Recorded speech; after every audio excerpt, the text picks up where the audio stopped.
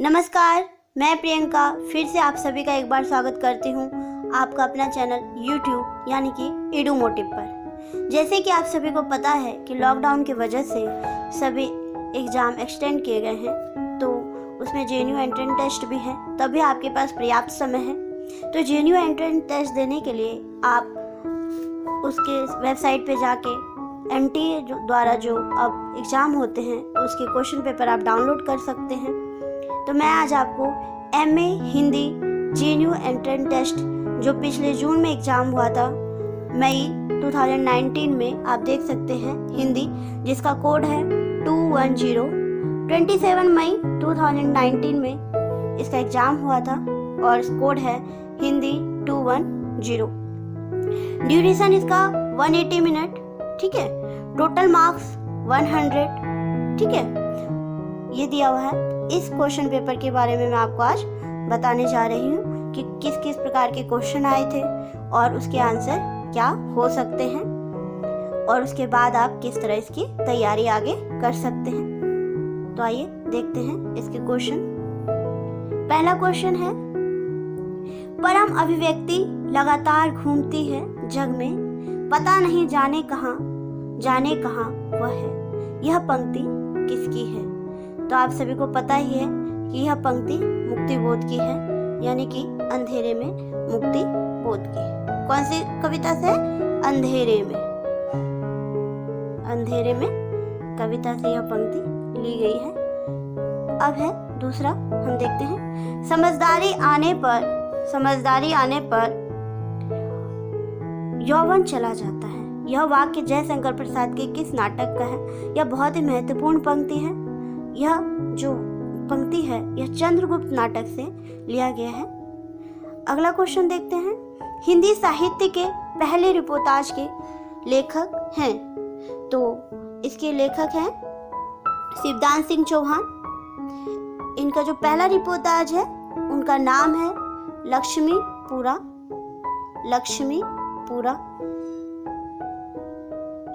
और यह रूपाप पत्रिका में, जो रूपाप पत्रिका है, रूपाप पत्रिका 1938 में प्रकाशित हुई थी। इसमें यह रिपोर्टाज प्रकाशित हुई थी रूपाप में। लक्ष्मीपुरा जो कि हिंदी साहित्य का पहला रिपोर्टाज लेखक हैं शिवदान सिंह चौहान।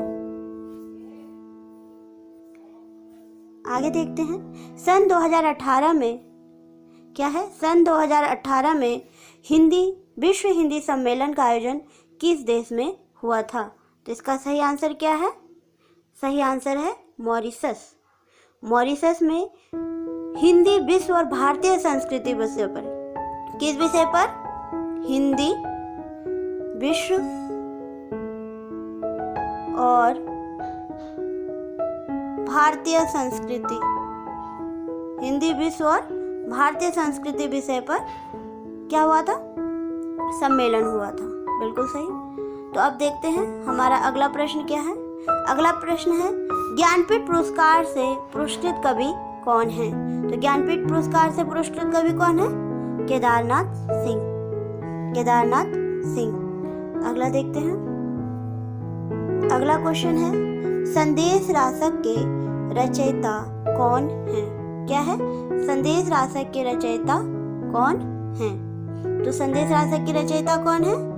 अब्दुल रहमान। इसका सही आंसर है बी।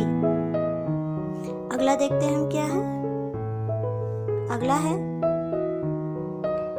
विभाव अनुभाव व्यवहाचारी संयोगादृश निष्पत्ति, यह सूत्र किस आचार्य ने दिया है?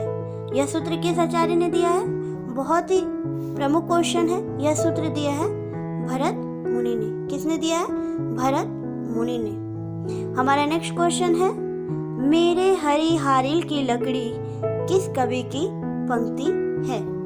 तो यह बहुत ही प्रमुख लाइन है और यह है सूरदास की पंक्ति है।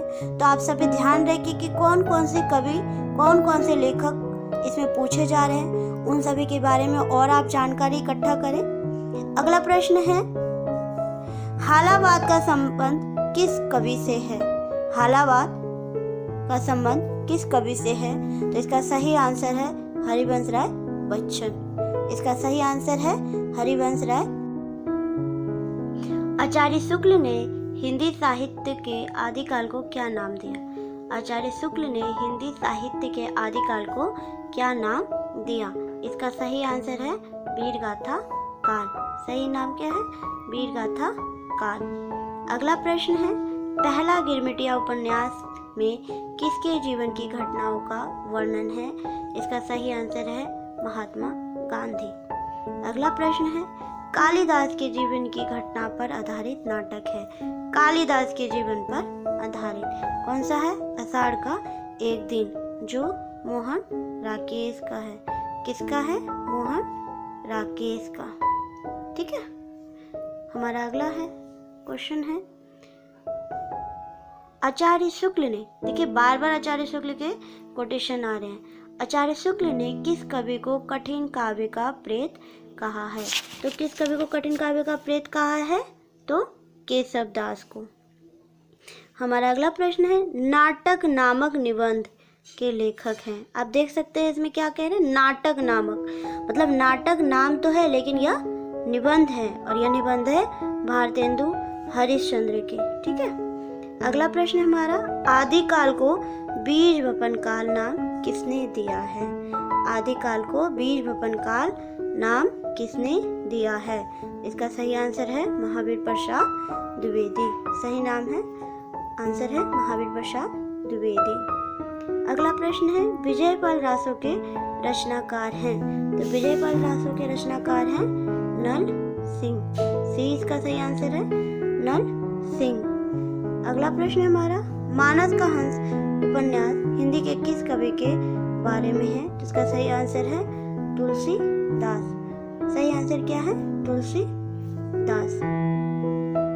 अगला प्रश्न है, देव और बिहारी विवाद में, क्या है? देव और बिहारी विवाद में भाग लेने वाले आलोचक हैं। देव और बिहारी पर बहुत सारे प्रश्न आ सकते हैं क्योंकि ये बहुत ही महत्वपूर्ण विवाद था देव और बिहारी को लेके। तो इसके सही आंसर है आपका इसमें कृष्ण बिहारी मिश्र। सही आंसर क्या है? कृष्ण बिहारी मिश्र। इसमें मिश्र बंधु ने, जैसे हिंदी निवृत्त, मिश्र बंधु ने हिंदी नवरत्न। ठीक है। वैसे पद्म सिंह शर्मा ने भी लिखा बिहारी सत्सई की भूमिका। कृष्ण बिहारी ने लिखा देव और बिहारी, और लाला भगवान ने लिखा बिहारी और देव। तो ये चारों नाम भी बहुत इम्पोर्टेंट, और एक रचना भी आप देखेंगे तो बहुत इम्पोर्टेंट है। देव और बिहारी विवाद को जरूर आप लोग अच्छे से पढ़ के जाएं। अगला प्रश्न है, चित्रलेखा उपन्यास के रचनाकार हैं। तो चित्रलेखा उपन्यास के रचनाकार कौन है? चित्रलेखा उपन्यास के रचनाकार हैं भगवती चरण वर्मा। कौन है? भगवती चरण वर्मा। हमारा अगला प्रश्न है, बाण भट्ट की आत्मकथा उपन्यास के लेखक कौन है? तो बाण भट्ट की आत्मकथा उपन्यास के लेखक हैं हजारी प्रसाद द्विवेदी। कौन है? हजारी प्रसाद द्विवेदी। एक प्रश्न ऊपर छूट गया है, ये है कि किन्नर जीवन पर आधारित चित्रा मुद्गल की रचना है। तो किन्नर जीवन पर आधारित रचना मुद्गल की, चित्रा मुद्गल की रचना कौन सी है? तो ये है आपका पोस्ट बॉक्स नंबर 203 नाला सुपारा। यह इसकी सबसे इम्पोर्टेंट बात क्या है? यह पत्र शैली में लिखी गई रचना है। पत्र शैली में लिखी गई रचना है। हमारा अगला प्रश्न है, चंदा मामा के संपादक थे। तो चंदा मामा जो पत्रिका है, ये दोस्तों पत्रिका है चंदा मामा। ठीक है। इसके संपादक हैं UR अनंत मूर्ति। इसके संपादक कौन है? UR अनंत मूर्ति नहीं, ये इसके संपादक नहीं है, एक सेकंड। इसके संपादक हैं बालसेरी रेड्डी। इसके संपादक हैं बालसेरी रेड्डी। चंदा मामा जो वो है वो 1947 में प्रकाशित हुई थी। ठीक है। इसमें तेलुगु और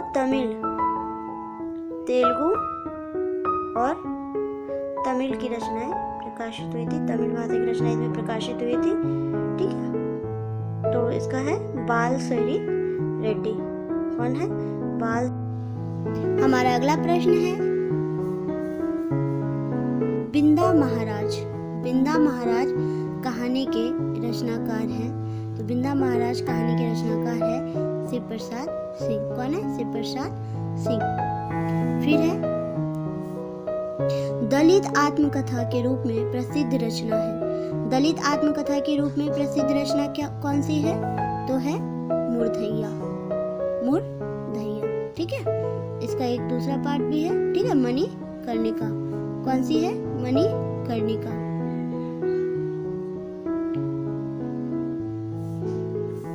अगला प्रश्न है हमारा, देखते हैं। यामाकृति के लिए महादेवी वर्मा को कौन सा पुरस्कार प्राप्त हुआ था? तो यामाकृति के लिए कौन सा पुरस्कार हुआ था? तो हम देखते हैं ज्ञानपीठ पुरस्कार। कौन सा? ज्ञानपीठ पुरस्कार। कब मिली थी ये? 1982 के उसमें, ठीक है। और यामा की विशेषता क्या है? इसमें 4 कविता संग्रह है, निहार, रश्मि, निर्जा और सांदी गीत। इन चारों को एक जगह संग्रहित करके क्या बनाया गया?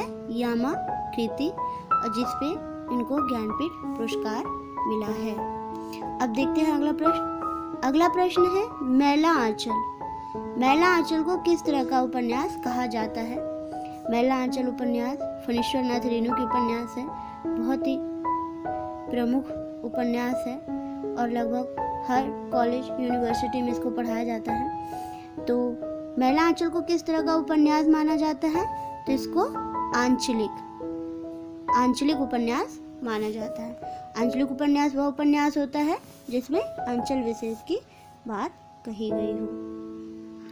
अगला प्रश्न है हमारा, दलित साहित्य का सौंदर्य शास्त्र क्या है? दलित साहित्य का सौंदर्य शास्त्र पुस्तक के लेखक है। तो दलित साहित्य का सौंदर्य शास्त्र पुस्तक के लेखक कौन है? तो इसका सही आंसर है ओम प्रकाश वाल्मीकि। ओम प्रकाश वाल्मीकि। इनकी प्रमुख एक और रचना है जूठन। यह भी पेपर में आ सकता है, बहुत ही प्रमुख है जूठन। इसमें भी दलित आत्मकथा की बात कही गई। इनकी आत्मकथा है, ठीक है, ये इनकी आत्मकथा है जूठन। 2 भागों में है, ठीक है। हमारा अगला प्रश्न है हिंदी में सूफी काव्य परंपरा के पहले कवि कौन है? हिंदी में सूफी काव्य परंपरा के पहले कवि कौन है? तो इसका सही आंसर है मुल्ला दाऊद, ठीक है, मुल्ला दाऊद। अगला प्रश्न है गोरी सोबे सेज पर मुख पर डारे केस किसने कहा था? इसका सही आंसर है अमीर खुसरो, ठीक है, इसका सही आंसर है अमीर खुसरो। हमारा अगला प्रश्न है गंगा प्रसाद विमल का संबंध कहानी के किस आंदोलन से है? गंगा प्रसाद विमल का संबंध कहानी के किस आंदोलन से है? तो इसका सही आंसर है कहानी से। कहानी के यह इनसे जाना जाता है। हमारा अगला प्रश्न है चंद्रधर शर्मा गुलेरी का प्रसिद्ध निबंध है। चंद्रधर शर्मा गुलेरी का प्रसिद्ध निबंध है कछुआ धर्म। यह बहुत ही प्रमुख निबंध है कछुआ धर्म। हमारा अगला प्रश्न है नागरी प्रचारणी सभा की स्थापना का वर्ष क्या है? नागरी प्रचारणी सभा का स्थापना वर्ष क्या है? तो इसका सही आंसर है 1893, ठीक है। यह 16 जुलाई 1893 में इसकी स्थापना हुई थी और इसकी स्थापना की थी श्याम सुंदर दास ने। किसने की थी? श्याम सुंदर दास ने। ये बहुत इंपॉर्टेंट है, आप याद कर लें, इन तीनों में से कुछ भी पूछ सकते हैं।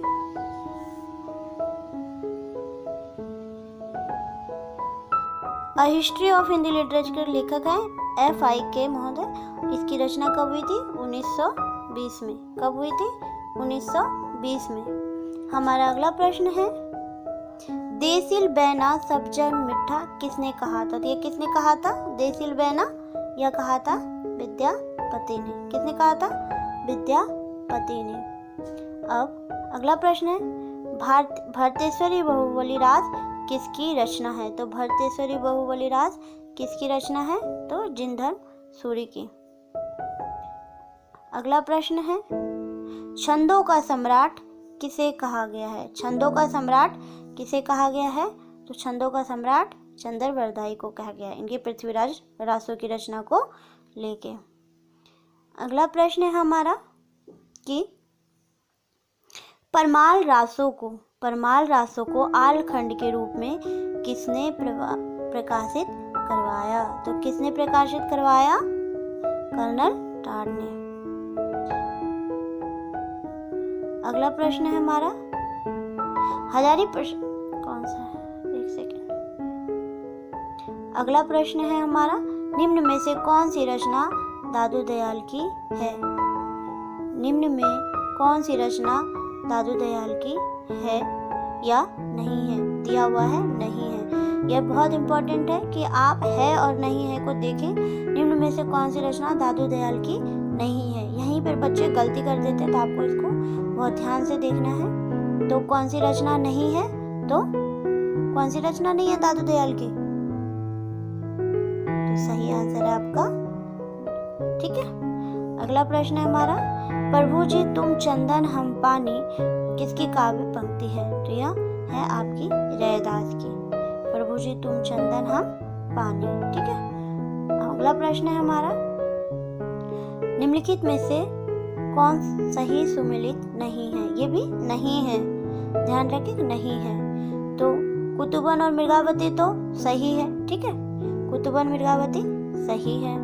मंझन मधुमालती भी सही है। नंदास रूप मंजरी भी सही है।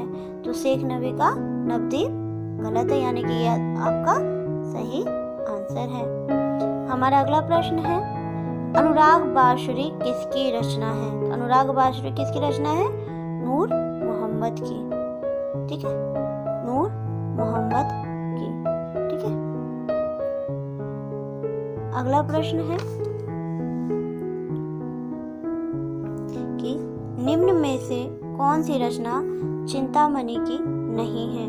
तो चिंतामणि की रचना कौन कौन सी है? रस रहस्य है, ठीक है, रस रहस्य है, रस विलास है, श्रृंगार मजरी है और कवि कुल कल्प तरु भी है। तो इसमें क्या लगाना है आपको कि कौन सी रचना आपको नहीं है?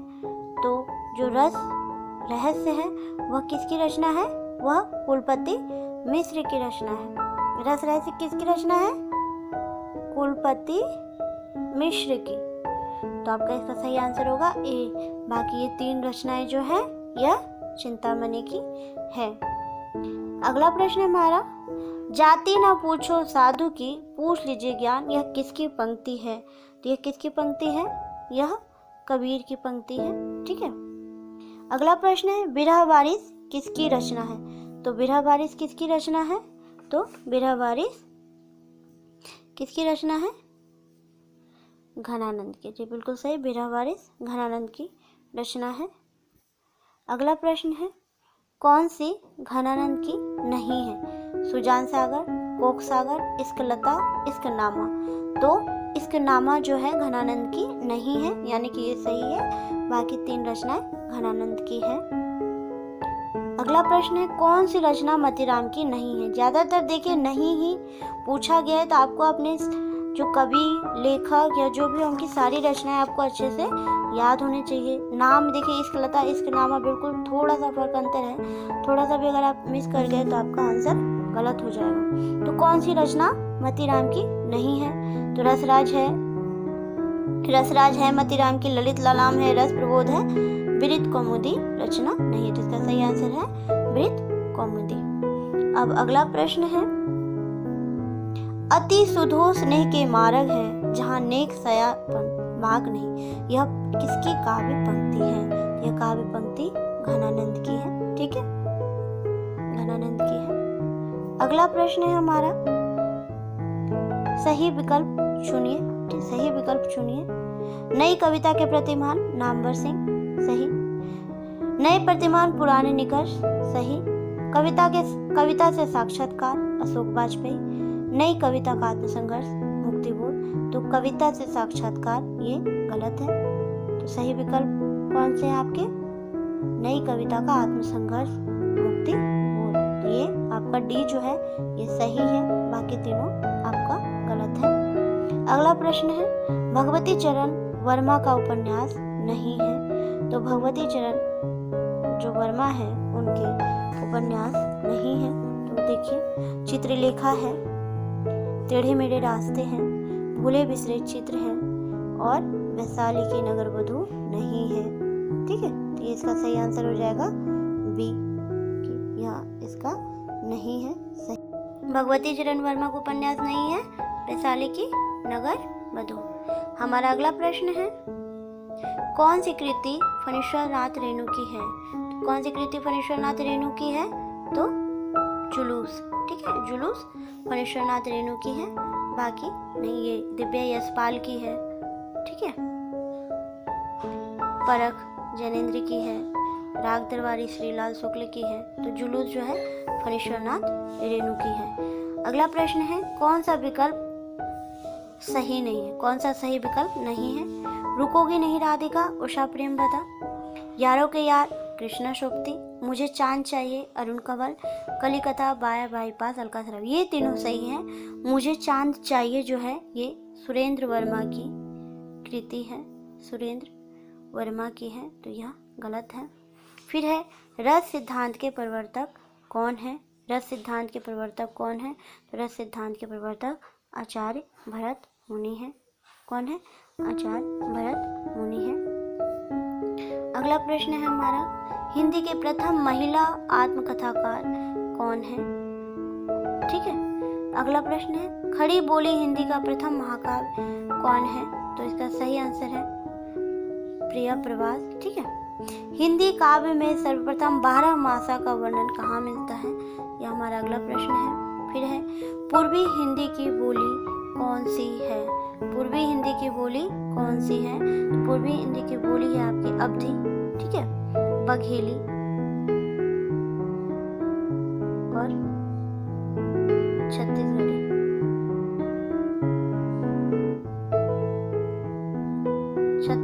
ठीक है, अवधी बघेली छत्तीसगढ़ी इनकी रचना है। फिर है अगला प्रश्न हमारा, उपन्यास नामक पत्रिका के संपादक कौन है? तो इसका सही आंसर हम देख लेते हैं। इसका सही आंसर है उपन्यास नामक पत्रिका के किशोरीलाल गोस्वामी। कौन है? किशोरीलाल गोस्वामी। इन्होंने यह पत्रिका 1889 में निकाली थी और यह पत्रिका क्या थी? मासिक। यह पत्रिका क्या थी? मासिक। अब अगला प्रश्न है, कौन सा युग्म असंगत है? तो कौन सा युग्म असंगत है? समन्वय, निराला, करमवीर माखनलाल चतुर्वेदी सही है, मतवाला, हिंदी नवजीवन, महात्मा गांधी। तो कौन सा युग असंगत है? तो मतवाला असंगत है, क्योंकि जो मतवाला है वह निराला और महादेवी वर्मा इन सब का है, तो यह गलत है। ठीक है, समन्वय ये भी गलत, ये गलत है। ठीक है, अब अगला प्रश्न देखते हैं, किस पत्रिका का संपादन भारतेंदु ने नहीं किया था? तो किस पत्रिका का संपादन भारतेंदु ने नहीं किया था? बाला बोधनी का किया था। ठीक है, बाला बोधनी का किया था, हरिश्चंद्र मैगजीन का किया था, कवि वचन सुधा का किया था। किसका नहीं किया था? तो भारतेंदु का। तो ये आपका सही आंसर है। अगला प्रश्न है, हिंदी का पहला समाचार पत्र कौन सा है? हिंदी का पहला समाचार पत्र कौन सा है? इसका सही आंसर है उद्दंड मार्तंड।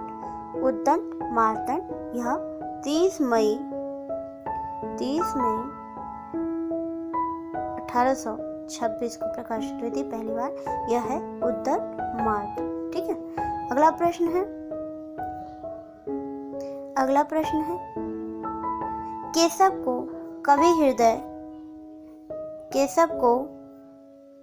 कवि हृदय नहीं मिला था, उनमें वह सहृदयता और भावुकता ना थी जो एक कवि में होनी चाहिए। इस पंक्ति के लेखक कौन है? तो इस पंक्ति के लेखक हैं रामचंद्र शुक्ल। कौन है? रामचंद्र शुक्ल।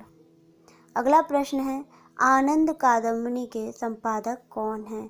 तो आनंद कादम्बनी के संपादक कौन है? बद्री नारायण चौधरी प्रेमघन। यह कब हुई थी? ये 1881 में इसको प्रकाशित किया गया था। यह मिर्जापुर से प्रकाशित होती थी। कोई भी पत्रिका है दोस्तों, उसका स्थान और डेट और संपादक, ये 3 आपको याद होनी चाहिए। ठीक है। अब है, यशपाल को किस उपन्यास पर साहित्य अकादमी पुरस्कार मिला था? तो इसका सही आंसर है मेरी तेरी उसकी बात।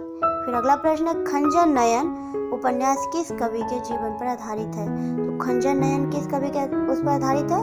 सूरदास। यह क्वेश्चन भी बहुत इंपॉर्टेंट है, बहुत बार आते हैं। अगला प्रश्न है, चौगाने हस्ती का हिंदी अनुवाद कौन सा उपन्यास है? तो चौगाने हस्ती का है रंगभूमि। यह चौगाने हस्ती है जो प्रेमचंद का उर्दू उपन्यास है, उसी का हिंदी में उनका अनुवाद जो है वो है रंगभूमि। ठीक है, रंगभूमि। फिर हिंदी में जासूसी उपन्यास का जन्मदाता किसे माना जाता है? तो सभी को पता है जासूसी उपन्यास का किसको माना जाता है? गोपाल राम गहमरी को। ठीक है। फिर है, कौन सी कहानी भारत विभाजन पर आधारित नहीं है? तो इसका सही आंसर है वापसी। वापसी भारत विभाजन पर आधारित नहीं है, बाकी सिक्का बदल गया है, मलबे का मालिक है, लेटर बॉक्स है। ठीक है। अगला प्रश्न है, पहेली नामक हिंदी फिल्म किस कहानी पर आधारित है? तो इसका है यह दुविधा। पहेली नामक हिंदी फिल्म किस कहानी पर आधारित है? तो दुविधा। ठीक है। अगला प्रश्न है, शव यात्रा के लेखक कौन है? तो शव यात्रा के लेखक कौन है? जैनेंद्र। ठीक है, शव यात्रा के लेखक कौन है? जैनेंद्र। अगला प्रश्न है, लहना सिंह किस कहानी का पात्र है? तो लहना सिंह उसने कहा था जो चंद्रधर शर्मा गुलेरी के हैं उसके पात्र हैं। आप देख सकते हैं चंद्रधर शर्मा गुलेरी को 2-3 बार पूछा गया है, कभी उनके पात्रों के माध्यम से, कभी उसके डेट के माध्यम से, कभी उनकी रचनाओं के माध्यम से, कभी उनके कोटेशन के माध्यम से। अगला भी देखिए, उग्र की रचनाओं को घासलेटी साहित्य किसने कहा था?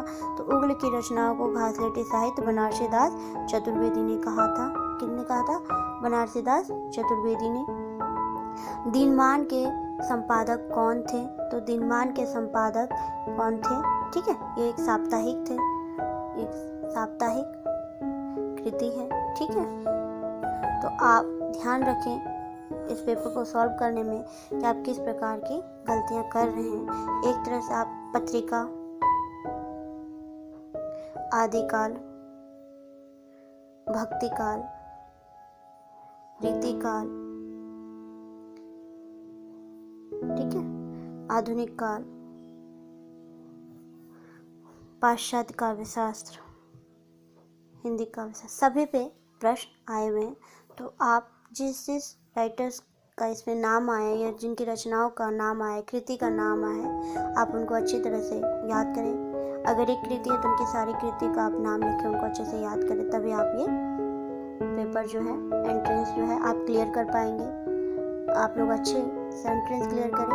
आप सभी को मेरी शुभकामनाएं हैं। और अगर मेरा ये वीडियो पसंद आया तो आप लाइक करें, शेयर करें और सब्सक्राइब करें। फिर मिलती हूँ मैं आपको अपने अगले वीडियो के साथ। तब तक के लिए धन्यवाद।